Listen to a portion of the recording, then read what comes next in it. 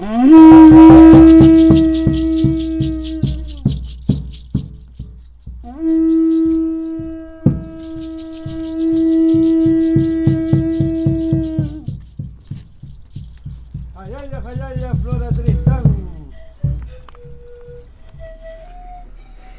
l'occasion du 180e anniversaire de la disparition de Flora Tristan, il est bon de rappeler les liens très forts qui unissaient Flora, puis sa fille Aline et ses enfants au Pérou.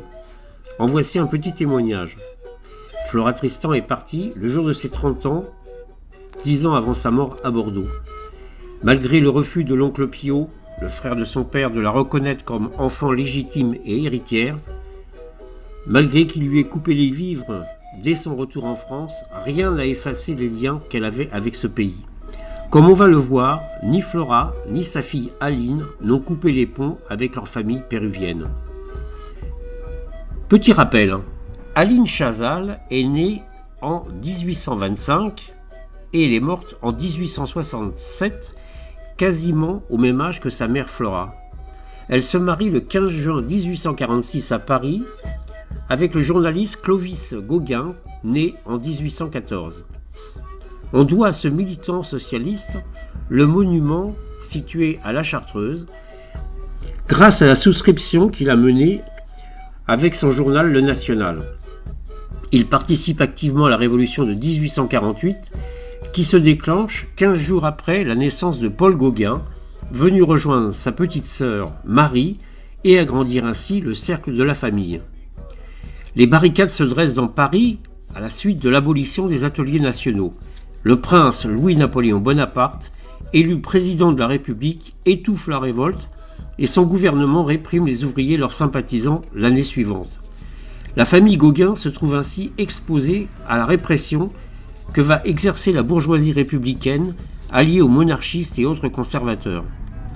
Clovis Gauguin et ses camarades du National, à l'époque organe du Parti radical, n'ont pas d'autre issue que l'exil. Pour Aline, fidèle aux idées de sa mère, le choix se porte naturellement vers le Pérou. C'est ainsi que la famille Gauguin s'embarque du Havre en 1849, 25 ans après Flora Tristan. Une traversée presque aussi épique que celle décrite par Flora dans son livre « Les pérégrinations d'une paria ».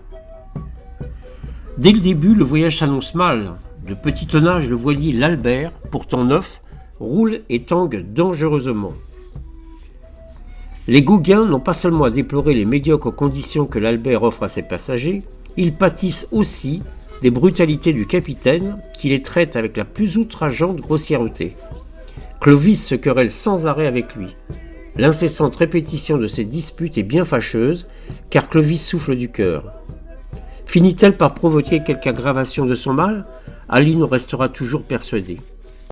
Le 30 octobre, alors que l'Albert, parvenu à la pointe de la Patagonie, est au mouillage devant Port-Famine, situé dans le détroit de Magellan face à l'île Dawson, Clovis s'écroule dans la baleinière qui doit le mener à terre. Une rupture d'anévrisme a entraîné la mort. C'est un extrait de la vie de Gauguin d'Henri Perruchot et Marc Vaux qui est publié en 1963.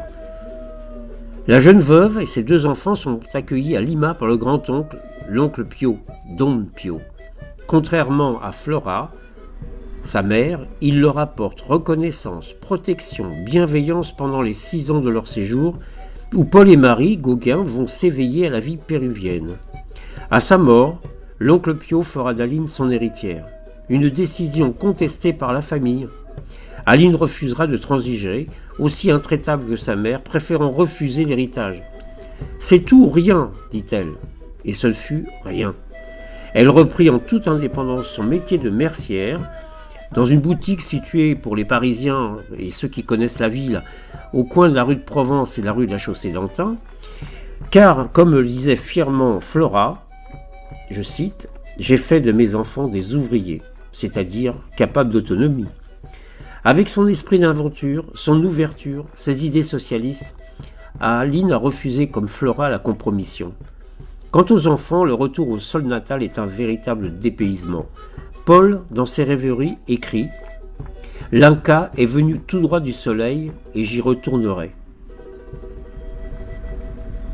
C'est un texte qui a été lu lors de la commémoration et de la cérémonie qui a eu lieu au cimetière de la Chartreuse ce 14 novembre 2024 pour le 180e anniversaire de sa disparition.